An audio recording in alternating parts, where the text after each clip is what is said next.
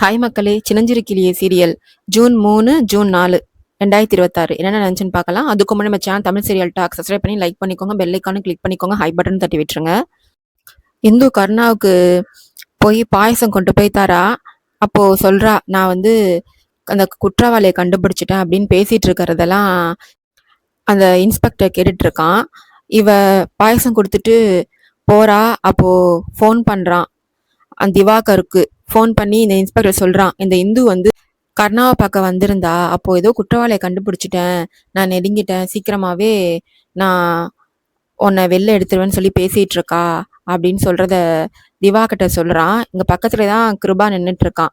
இதெல்லாம் அவங்க அண்ணன்ட்ட சொல்றான். இது மாதிரி இந்து போலீஸ் ஸ்டேஷன் போனாலாம். அப்போ வந்து குற்றவாளை கண்டுபிடிச்சிட்டேன், சீக்கிரமாவே குற்றவாளிக்கு தண்டனை வாங்கி கொடுப்பேன்னு சொல்லிட்டு இருக்காளானா அங்க அப்படின்னு இன்ஸ்பெக்டர் சொன்னதை அப்படியே சொல்றான். கிருபா வந்து இப்போ அவ போலீஸ் ஸ்டேஷன் போயிட்டு தானே வந்துட்டு இருக்கா. அப்போ அவளை போய் பார்க்கலாம் வா அப்படின்னு சொல்லி திவாகரும் கிருபாவும் போறாங்க. இவ வந்துட்டு இருக்கா. அப்போ காரை நடுவுல வழிமறிச்சு இந்துட்ட திவாகரும் கிருபாவும் பேசுறானுங்க. ஆமா, ஏதோ முக்கியமான ஆதாரம் நைட்டு உன் கை கிடைச்சிரும்னு சொல்லிட்டு இருந்த, அப்படி என்ன ஆதாரம் உன்கிட்ட இருக்கு அப்படின்னு கேட்கும்போது, இங்க பாருங்க, அவரை வெளில கொண்டு வரும்போது அந்த ஆதாரத்தை நான் சொன்னா போதும், இப்ப எதுக்கு சொல்லணும் அப்படின்னு கேட்கும்போது, இங்க பாரு, கண்ணா வெளியே கொண்டு வரதுக்கு உனக்கு மட்டும்தான் அக்கறை இருக்கு, ஆதாரம்னு சொல்லி பேசிட்டு இருக்காத. எனக்கும் அவன் மேல அக்கறை இருக்கு, நானே அவனை வெளில சீக்கிரம் எடுத்துருவேன்னு கிருபா சொல்லும் போது, அது எப்படி, அவனை வெளில எடுத்துட்டா உங்க தம்பி இல்ல உள்ள போயிடுவாரே அப்படின்னு சொல்றா இந்து. உடனே ஏன்னு அப்போ மிரட்டுறான். ஏன்னு மிரட்டுறான் திவாகர் இந்துவ. உண்மைய சொல்றாளா பாத்தியா அண்ணா, திமிர பாத்தியா இவளுக்கு அப்படின்னு சொல்றான். அதுக்கு அதுக்கு இந்து சொல்றா, எனக்கு வந்து கெஸ்ட் ஹவுஸ்ல வந்து கதிரோட கெஸ்ட் ஹவுஸ்ல எனக்கு மைனர் செயின் ஒன்று கிடைச்சிருக்கு, அதுதான் அந்த கொலகா இருந்ததா தான் இருக்கும் அப்படின்னு சொல்லும் போது அவன் கழுத்துல செயினை பாத்துக்கிறான். உடனே நான் உங்க செயின்னு சொல்லவே இல்லையே அப்படின்னு இந்து சொல்றா. கதிர் கெஸ்ட் ஹவுஸ்ல உங்க செயின் எனக்கு கிடைச்சிருக்கு, அதை வந்து நான் ஆதாரமா எடுத்து வச்சிருக்கேன், அதே மாதிரி செயினை நீங்க ஜுவல்லரியில வாங்கி போட்டிருக்கீங்க, அந்த பில்லும் என்கிட்ட இருக்கு, அதுவும் இல்லாம உங்க கைரேகையும் நான் எடுத்து வச்சிருக்கேன், எடுத்து டெஸ்ட் கொடுத்துருக்கேன் அப்படின்னு சொல்லி நீங்க சீக்கிரமாவே ஜெயிலுக்கு போற நாள் கிட்டதான் இருக்கு அப்படின்னு சொல்லிட்டு இருக்கும் போது, உங்க தம்பி கைரேகையும் அந்த கதிர் உடம்புல இருந்த கைரேகையும் ஒத்து போச்சுன்னா உங்க தம்பி ஜெயிலுக்கு போறது உறுதி அப்படின்னு சொல்றா. அது கிருபா சொல்றான், உனக்கு என்ன வேணுமோ சொல்லு, நான் பண்ணித்தரேன், ஆனா என் தம்பி மட்டும் இதுல இருந்து விட்டுரு அப்படின்னு கிருபா இந்துகிட்ட சொல்லிட்டு இருக்கான். அதுக்கு வந்து, நீங்க உங்க தம்பி ஜெயிலுக்கு போடக்கூடாதுன்னு நினைச்சீங்கன்னா நான் 2 கண்டிஷன் சொல்றேன். அது என்ன கண்டிஷன்னா, 1, நீங்க எங்க வீட்டோட பத்திரத்தை கொடுத்துடணும். 2வது, நீங்க உங்க தம்பி ஜெயில எப்படி இருந்தா எடுப்பீங்களோ வெளில செலவு பண்ணி, அதே மாதிரி நீங்க கருணாவை செலவு பண்ணி வெளில கொண்டு வரணும் அப்படின்னு சொல்றா இந்து வந்து அந்த கிருபா கிட்ட. அப்போ சொல்றா, இது 2ம் பண்ணீங்கன்னா நான் வந்து உங்க தம்பிய ஜெயிலுக்கு அனுப்பாம இருக்கிறதுக்கு ஹெல்ப் பண்றேன் அப்படின்னு சொல்லும் போது திவாகர் சொல்றான், ஏய் என்ன விளையாடுறியா, நீ கேட்கற 2க்கும் எவ்வளவு செலவாகும் தெரியுமா அப்படின்னு சொல்லும் போது, உங்க தம்பியோட வாழ்க்கை இப்ப என் கையில தான் இருக்கு, இப்ப நான் என்ன கேட்டாலும் நீங்க செஞ்சுதான் ஆகணும், நீங்க இந்த 2 விஷயத்துக்கு மட்டும் பண்ணுங்க, இந்த 2 விஷயத்துக்கும் நீங்க ஒத்துக்கலைன்னா மினிமம் உங்க தம்பி வந்து 15 வருஷத்துல இருந்து 20 வருஷம் ஜெயிலுக்குள்ளதான் களி தின்னணும் அப்படின்னு சொல்றா. அதுக்கப்புறம் உங்க அரசியல் வாழ்க்கை என்ன ஆகும்னு யோசிச்சுக்கோங்க, அதுக்கப்புறம் உங்களை நம்பி எப்படி உங்க மக்கள் வந்து ஓட்டு போடுவாங்க அப்படின்னு சொல்லிட்டு போறா. இதெல்லாம் கேட்டு டென்ஷன் ஆகி திவாகர் அந்த இன்ஸ்பெக்டரை பார்க்க போறான். பார்த்து பேசுறான், இது மாதிரி அந்த இந்து வந்து ரொம்ப திமிரா பேசுறா, அவ வந்து திமிர அடக்கி ஒரு இடத்துல உட்கார வைக்கணும்னா அந்த கருணா உயிரோட இருக்கக்கூடாது, உள்ளேயே இன்னைக்கே அந்த ஜெயில கருணாவை தீர்த்து கட்டுங்க அப்படின்னு இன்ஸ்பெக்டர்கிட்ட திவாகர் சொல்றான். நான் எவ்வளவு வேணாலும் காசு தரேன், அந்த கருணா உயிரோட இருக்கக்கூடாது, அவனை தீர்த்து கட்ட சொல்லி அந்த இன்ஸ்பெக்டர் பேசிட்டு வந்துடுறான். இன்னைக்கு நைட்டே எல்லாத்தையும் முடிச்சிடுறேன் அப்படின்னு சொல்லி அந்த இன்ஸ்பெக்டர் வந்து எப்பயும் வேலை பார்க்குறவங்க எல்லாம் அனுப்பிட்டு புதுசா இப்ப போலீஸ உள்ள வர வச்சிருக்கான். அப்போ அங்க நைட் டியூட்டி பாக்குற போலீஸ் எல்லாம் வெளில போ சொல்லிட்டு இவன் வந்து கருணாவை தீர்த்து கட்ட அன்னைக்கே பிளான் பண்ணிட்டான் அந்த இன்ஸ்பெக்டர். இதுல ஒரு கான்ஸ்டபிளுக்கு மட்டும் சந்தேகம் வருது, இந்த ஆள் எதுக்கு இப்படிலாம் பண்ண மாட்டாரு, இன்னைக்கு என்னமோ இப்படி பண்றாருன்னா இதுல ஏதோ பிரச்சனை இருக்குன்னு சொல்லி வெளில இருந்து நோட்டம் வர்றாரு. இவனுங்களை பார்த்துட்டு இவன் கண்டிப்பா கருணாவை ஏதோ பண்ண போறாங்க அப்படின்னு மட்டும் அவருக்கு புரிஞ்சிருது. இந்துக்கு ஃபோன் பண்ணி அன்னைக்கு நைட்டே அந்த கான்ஸ்டபிள் ஃபோன் பண்ணி சொல்லிடுறாரு, ஏதோ கருணாக்கு எதிரா இங்க ஏதோ தில்லுமுல்லு வேலை நடந்துட்டு இருக்குமா, கருணாவை வச்சு ஏதோ பண்ண போறாங்க, கருணா உயிருக்கு ஆபத்துமா, நீ தான் காப்பாத்தணும்னு சொல்லிட்டு அந்த கான்ஸ்டபிள் இந்துக்கு ஃபோன் பண்ணிட்டு வச்சிடுறாரு.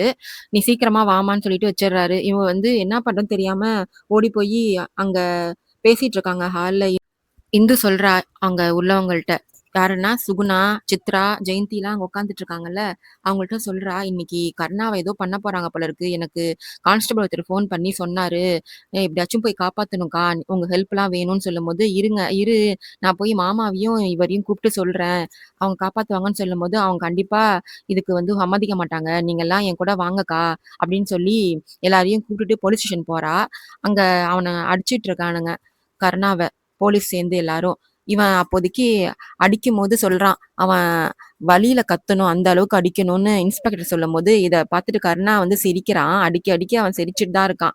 இங்க ஓடி வராங்க எல்லாரும். "விட்டுருங்க. எதுக்கு கருணாவ அடிக்கிறீங்க?" அப்படின்னு இந்து, ஜெயந்தி, சுகுணாலாம் கத்துறாங்க. சித்ராலாம்.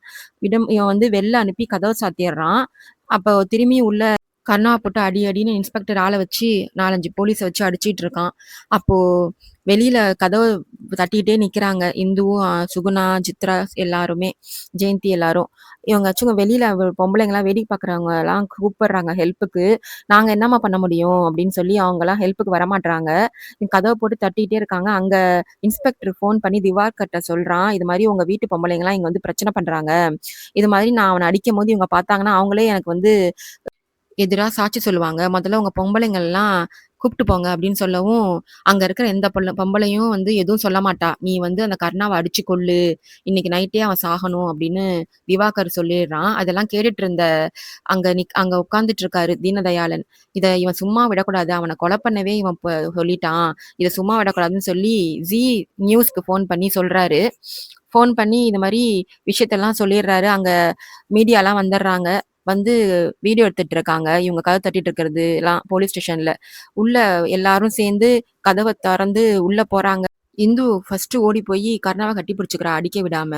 அப்போ அடிச்சிட்டு இருந்தவனுங்க, கருணாவ அடிச்சிட்டு இருந்தவங்க, இந்து போய் கட்டி பிடிச்சுக்கவும் அடிக்க முடியாம நின்னுட்டுருக்கும்போது, அந்த இன்ஸ்பெக்டர் வந்து, "நீ கட்டி பிடிச்சா அவன அடிக்காம விட்டுருவோமா?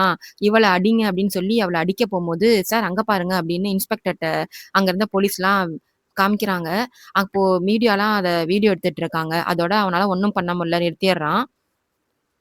மறுநாள் கோர்ட்ல ஆஜர் பண்றாங்க கருணாவ. கருணா வரும்போதே இந்து போய் கருணாவ பார்க்குறா. பார்த்து அந்த கொலைகாரன கண்டுபிடிச்சேன்னு சொன்னேன்ல, அவன் வந்திருக்கானா அப்படின்னு கருணா இந்துவ கேட்கும்போது, "அதெல்லாம் கவலைப்படாத. அவன் கண்டிப்பா வருவான்" அப்படின்னு சொல்லி அனுப்பி வைக்கிறா உள்ள. அப்போதான் வக்கீல பார்த்து, "நீங்க லாஸ்ட்டா கருணாக்கு எதிரா ஏதாச்சும் பிரச்சனை வந்துச்சுன்னா, இந்த ஆதாரத்த குடுங்கன்னு" சொல்லி ஒரு பேப்பர குடுக்குறா. அதுக்குள்ள கைரேகை ஆதாரம் இருக்கு போல இருக்கு. அததான் அந்த வக்கீல்ட்ட குடுக்குறா. உடனே இதெல்லாம் பார்த்துட்டு இருக்கான். இவ ஆதாரம் குடுக்குறதெல்லாம் திவாகரும், கிருபாவும் பார்த்துட்டு இருக்காங்க எட்டக்கேந்து. அப்போ கருணா வந்ததும் இவங்க 2 பேரையும் போய் பார்க்குறான். திவாகரையும், கிருபாவையும். "அண்ணா நீங்க இப்படியும் நான் வெளியில எடுக்க முடியலனாலும் உங்க மேல நம்பிக்கை இருக்கு. நீங்க என்ன வெளில எடுத்துருவீங்கன்னு" சொல்லிட்டு போறான்.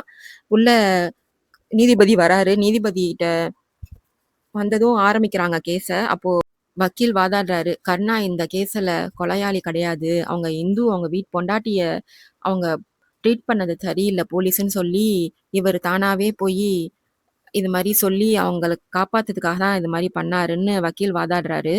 "அதுக்கான ஆதாரம் இங்க இருக்கு" அப்படின்னு சொல்லி இந்து குடுத்த ஆதாரத்தையும் குடுக்குறாரு. அப்போ ஒருத்தவரு "இந்த கேஸ் விஷயமா பேசணுமா? அவர வர சொல்லுங்க" அப்படின்னு சொல்லி ஒரு ஆளு புதுசா உள்ள வரான். அவன் தான் பழனின்றவன். அவன் சொல்றான், "நான் தான் வந்து கதிர கொலை பண்ணேன். கதிர்ட்ட நான் வட்டிக்கு பணம் வாங்கியிருந்தேன். அவன் எங்க வீட்டுக்கு வந்து என்ன அசிங்கமா பேசிட்டான். அதனால 2 பேருக்கும் பிரச்சனை ஆயிடுச்சு. என்ன கொலை பண்ண கதிர் முயற்சி பண்ணம்போது, நான் அவன கொலை பண்ணிட்டேன்" அப்படின்னு நீதிபதிட்ட வந்து ஒத்துக்கிறான்.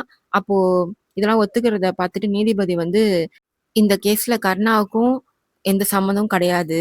அதனால இந்த கேஸ்லேருந்து கருணாவ நான் வந்து விடுதலை செய்றேன்" அப்படின்னு சொல்றாரு நீதிபதி. அதோட இந்த எபிசோட் முடியுது. வரப்போற எபிசோட்ல என்ன நடக்குதுன்னு பார்க்கலாம். பாய் மக்களே!